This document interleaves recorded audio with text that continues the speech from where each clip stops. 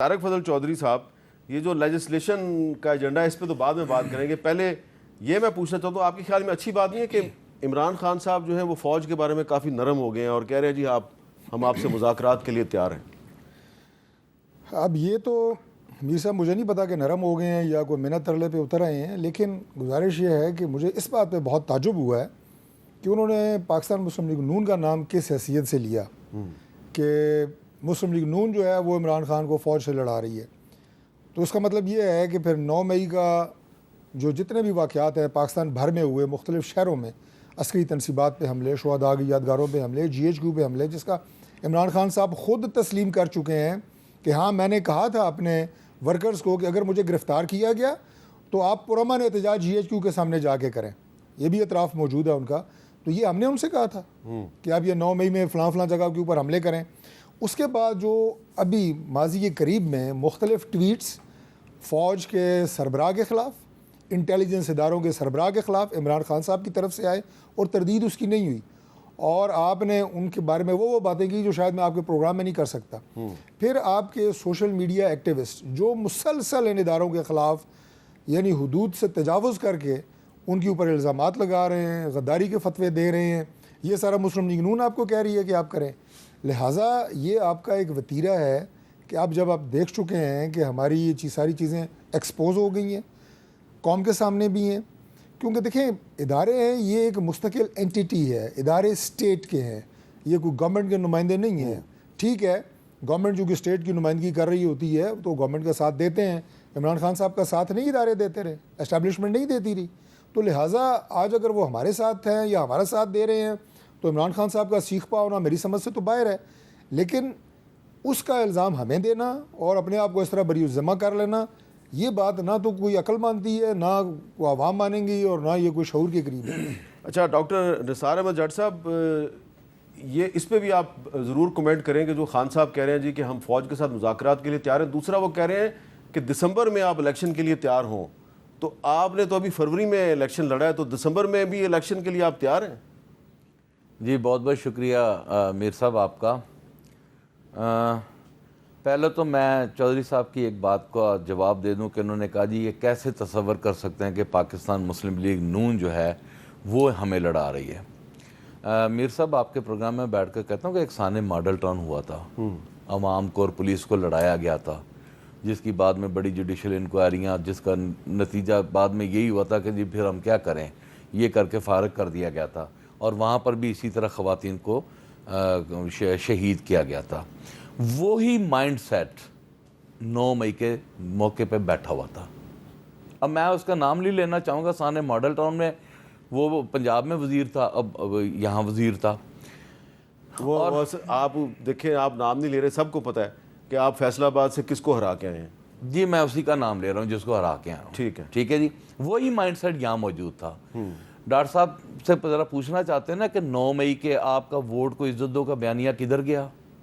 آپ لوگ ووٹ کو عزت دو کا بیانیہ دفن کر کے یہاں پر 9 مئی کے بیانیے کو آپ لوگوں نے لے کر الیکشن میں گئے.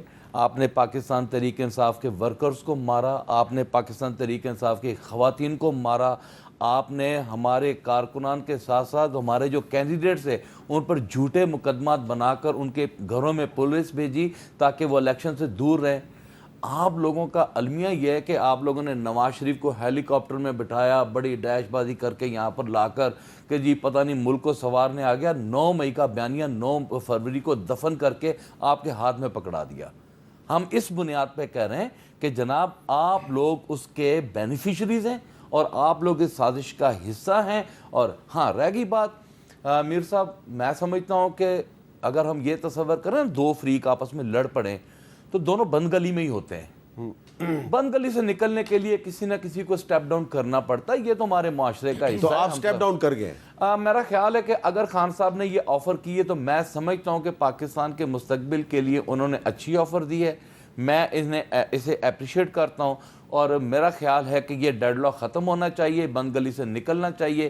یہ ایوان ہے. اور آپ دسمبر میں الیکشن کے لیے تیار ہیں؟ دیکھیں میر صاحب، خان صاحب نے اگر ہمیں یہ کہہ دیا کہ دسمبر میں الیکشن آ گئے تو ہم بالکل تیار ہیں.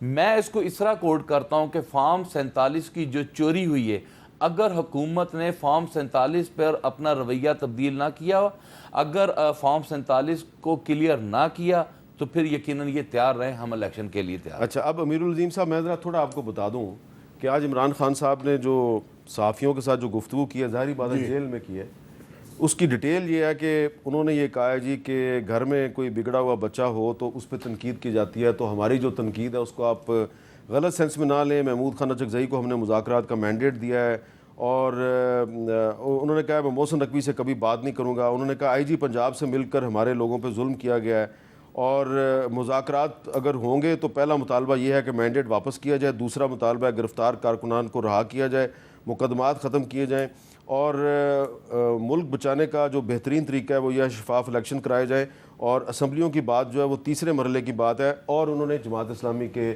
دھرنے کی حمایت کی ہے، اور انہوں نے کہا ہماری پارٹی اس دھرنے میں بھرپور شرکت کرے گی، یہ بھی انہوں نے اعلان کر دیا ہے۔ اور انہوں نے کہا کہ جی لاپتہ افراد کی بازیابی کے لیے جو گوادر میں دھرنا ہوا ہے ہم اس کی بھی حمایت کرتے ہیں۔ اب آپ یہ بتائیں کہ عمران خان صاحب کہہ رہے ہیں کہ ہم آپ کے دھرنے کی حمایت کرتے ہیں اور اس میں شرکت بھی کریں گے، تو کیا جماعت اسلامی تحریک انصاف کو ویلکم کرتی ہے اپنے دھرنے میں؟ نہیں، ویلکم نہیں کرے گی، موسٹ ویلکم کریں گے، موسٹ ویلکم۔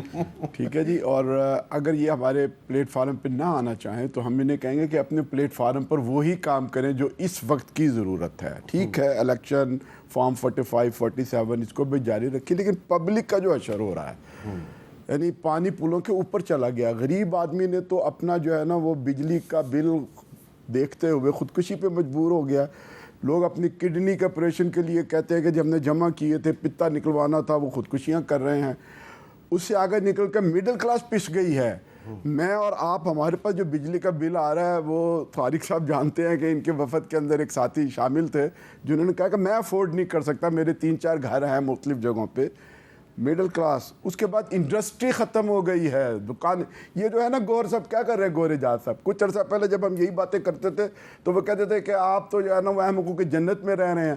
جب انہوں نے خود دیکھا ہے ان کی ٹیکسٹائل ملیں بند ہو گئی ہیں تو انہیں بھی ہوش آ گئی ہے، آپ کی انڈسٹری تباہ ہو رہی ہے۔ لہذا اس مسئلے پر تمام پولیٹیکل پارٹیز کو باہر نکلنا چاہیے، اور حکومت جو ہے وہ ہوش کے ناخن لے اور پاکستان کو کنزیومر سوسائٹی بچانے آپ کے جو ان سے مذاکرات ہوئے ہیں حکومت کے ساتھ، جو حکومت آپ کے سامنے بیٹھی ہوئی ہے، کوئی آپ کو لگتا ہے، کوئی امید ہے کہ اس کا کوئی پازیٹیو رزلٹ؟ دیکھیے، ہمیں یہ یقین ہے کہ اس کا رزلٹ نکلے گا، چاہے وہ سیدھے سے نکل جائے یا کسی اور طرف سے نکل جائے، چونکہ حالات یہاں پر پہنچ گئے ہیں کہ اگر ڈائیلاگ سے نہیں ہوگا تو یہ کسی اور ذریعے سے یہ نکل کر رہے گا۔ لوگوں کی بس ہو گئی ہوئی ہے، ملک برباد۔ آپ کا حکومت کے ساتھ مذاکرات کا ابھی تک صرف ایک راؤنڈ ہوا؟ جی، ایک راؤنڈ ہوا، دوسرا راؤنڈ نہیں ہوا ابھی تک نہیں ہوا۔ اس کی کیا وجہ ہے؟ یہ تو ظاہر حکومت بتائے گی۔ انہوں نے اس وقت بھی کہا تھا کہ جی کچھ، یعنی اصولی طور پر انہوں نے اتفاق کیا کہ باتیں تو آپ کی بڑی جینوئن ہیں، ٹھیک ہیں، اور کیوں نہ اتفاق کریں؟ جب یہ اپوزیشن میں ہوتے ہیں تو ہماری والے باتیں یہ کرتے ہیں۔ جب تک پیپلز پارٹی تھی، آئی پی پیز آئے پہلے اس دور کے اندر، تو جناب نواز شریف صاحب کہا کرتے تھے کہ یہ ککس بیکس ہے، 10% اس وقت انہوں نے زرداری صاحب کو کہا۔ جب خود آئے تو ہمارا خیال تھا کہ وہ اس کو بند کر دیں گے، انہوں نے خود جو ہے نا وہ اس کام میں جو ہے نا وہ آگے بڑھ چڑھ کر حصہ لیا۔ تو چیزیں تو جو ہے وہ انہیں بھی پتا کہ اندر کھاتے ہو کیا رہا ہے۔ اب اینف از اینف، اگر تو یہ واپس آ جائیں تو حالات بہتر ہو جائیں گے۔ اصل تو مفادات کا چکر ہے، تو ٹیکنیکل تو چیزیں الجھانے کے لیے ہیں،